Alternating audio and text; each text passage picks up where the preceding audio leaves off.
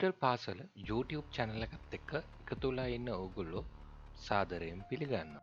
අපගේ පළවෙනි පාඩම තමයි 3D Max.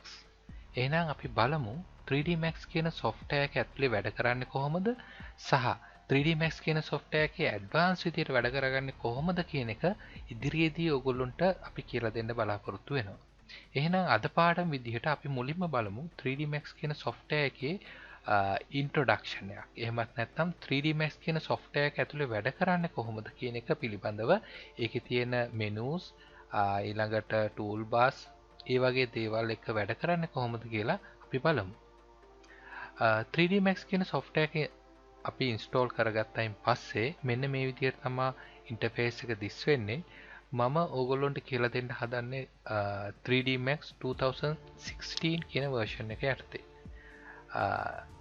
ඒකෙදි ඔගොල්ලෝ software එක open කරගත්තයින් පස්සේ මෙන්න මේ විදිහට අපිට බලන්න පුළුවන් interface එක. ඒකේ මෙතන උඩින්ම අපි තියෙනවා අපි මේකට කියනවා menu bar එක කියලා. අපිට අවශ්‍ය කරන සියලුම දේවල් ඒ කියන්නේ අපිට animation එකක් කරන්න, model කරන්න මේ software එක ඇතුලේ තියෙන සියලු කටයුතු කරගන්න අවශ්‍ය කරන commands සහ modifiers menu එකේ තමයි අපි ලබා ගන්න.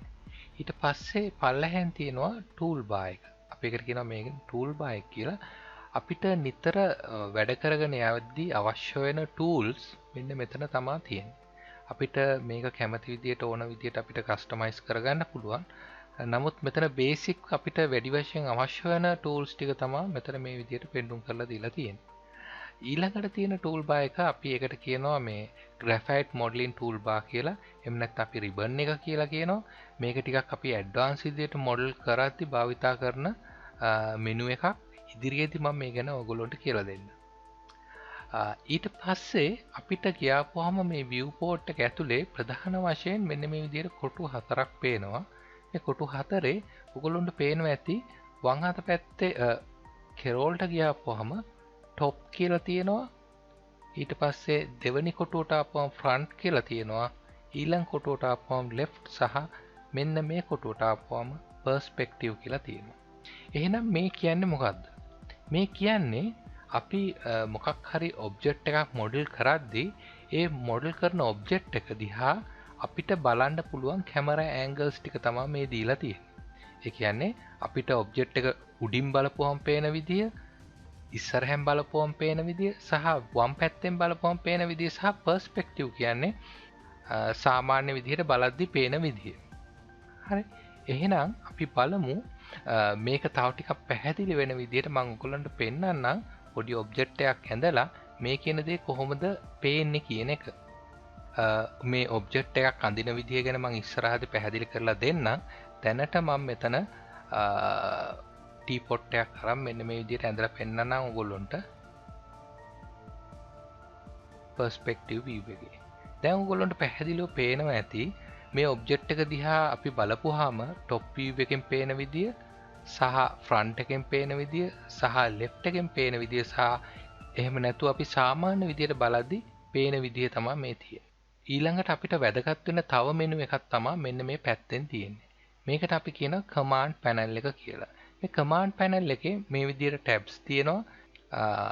main toolbar එකේ තියෙනවා වගේම commands ටිකක් තමයි මෙන්න මේක ඇතුලේ තියෙන්නේ. මම ඉදිරියේ පාඩම් වලදී මේ ගැන විශේෂයෙන් කියලා දෙන්නම්. ඊට පස්සේ අපි ගත්තාම මේ 3D Max interface එකේ පල්ලෙහා හරිය තියෙනවා මෙන්න මේ විදිහට ස්ලයිඩ් එකක් තියෙනවා. අපිට මේ ස්ලයිඩ් එක මූව් කරන්න පුළුවන්. ඒ වගේම ඒකේ අංක තියෙනවා මේ විදිහට. මේ කොටස අපි විශේෂයෙන් භාවිතා කරන්නේ 3D Max ඇතුලේ ඇනිමේෂන් එකක් සිද්ධ කරන්න. ඇනිමේෂන් එකක් කරද්දී ඒකට අවශ්‍ය කරන කාලය සඳහා වූ ටැබ් එක තමයි මේ පල්ලෙහෙන් දීලා තියෙන්නේ. ඒ වගේම මේ පල්ලෙහා දකුණු අත පැත්තේ පල්ලෙහාම කොටසෙන් පෙන්නලා දීලා තියෙනවා මෙන්න මෙතන. මේ කොටසෙන් තමයි මේ viewport එකේ මෙන්න මේ තියෙන viewport එක handle කරන tools ටික තමයි මේ තියෙන්නේ. right. මම මේ ගැන ඊළඟ lesson එකේදී කියලා දෙන්න. හරි. අපි එහෙනම් බලමු මොකක් හරි ඔබ්ජෙක්ට් එකක් මේ විදිහට ඇඳගත්තයින් පස්සේ අපිට ඊළඟට වැදගත්ම tools කීපයක් තියෙනවා. ඒ තමා මේ ඔබ්ජෙක්ට් එකක් අපි ඇඳගත්තයින් පස්සේ ඒ ඔබ්ජෙක්ට් එක මූව් කරන්නේ කොහොමද, රොටේට් කරන්නේ කොහොමද සහ ස්කේල් කරන්නේ කොහොමද කියන එක. ටූල් බාර් එක යටතේ අපිට තියෙනවා select and move tool එක. මෙන්න මේ විදිහට මට පුළුවන් එක select කරගන්න. එහෙම නැත්නම් edit යටතේ menu bar එකේ edit යටතේ move tool එක තියෙනවා. මම මේ විදිහට move tool එක ගත්තයින් පස්සේ ඔයගොල්ලන්ට පේනවා ඇති එක එක viewport වලදී අපිට ඒකේ පෙන්නන access එක වෙනස්. right. මම දැන් perspective එකට ඇවිල්ලා මෙන්න මේ විදිහට select කරපුවාම ඔයාලට පේනවා මේ viewport එක select වෙනවා. මේ කහ පාට ඉරකින් මේ විදිහට select කරගන්න පුළුවන්. මේ විදිහට select කරගත්ත viewport එකේ මම object එක මේ විදිහට select කරනවා. object එක මේ විදිහට select කරපුවම ඔයගොල්ලන්ට පේනවා ඇති මේ viewport එකේ y axis එක, z axis එක සහ x axis එක කියලා මම මේ ඊතලයේ උඩට අපේ cursor එක ගෙනිච්චාම මේ විදිහට පෙන්නනවා. මම මෙන්න මේ ඊතලයේ උඩින් ක්ලික් කරලා මේ විදිහට move කළොත් එහෙම ඒ axis එකේ විතරයි move වෙන්නේ. අනිත් axis වල move වෙන්නේ නැහැ. y එකෙන් ඇල්ලුවොත් y එකේ පමණයි. z එකෙන් ඇල්ලුවොත් z එකේ පමණයි. හැබැයි මම මේ මැද්දෙන් ඇල්ලුවොත් එහෙම මේක මේ විදිහට හැම දිහාවකටම move කරන්න පුළුවන්.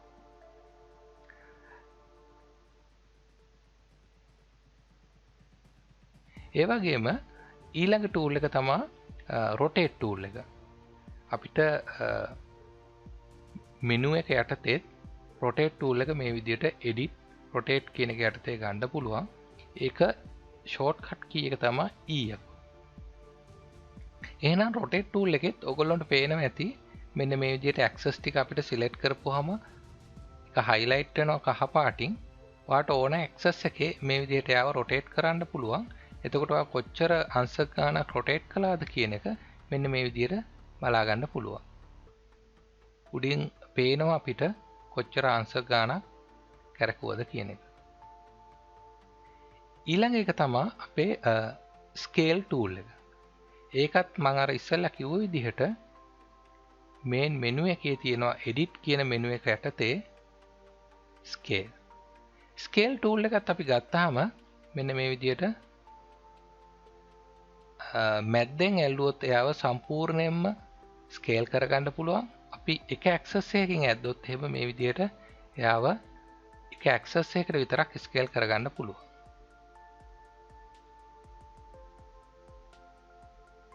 එතකොට මේ scale tool එකේ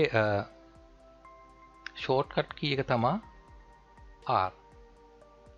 එහෙනම් move tool එක W, rotate tool එක E, scale tool එක R. මම හිතන්නේ ඔයගොල්ලන්ට basic interface එක ගැන පැහැදිලි වෙන්න ඇති. ඉදිරි පාඩමේදී මම ඔයගොල්ලන්ට කියලා දෙන්න බලාපොරොත්තු වෙනවා. මේකේ මේ viewport එක handle කරන්නේ කොහොමද කියලා.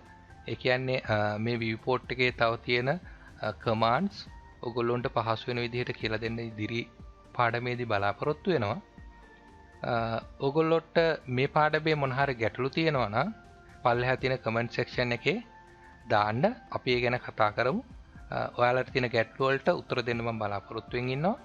ඒ වගේම ඔයගොල්ලෝ මගේ channel එකට කැමති නම් subscribe කරන්න. ඒ වගේම මගේ වීඩියෝ එකට කැමති නම් like එකක් දාන්න. එහෙනම් අපි ඊළඟ පාඩමෙන් හමු වෙමු.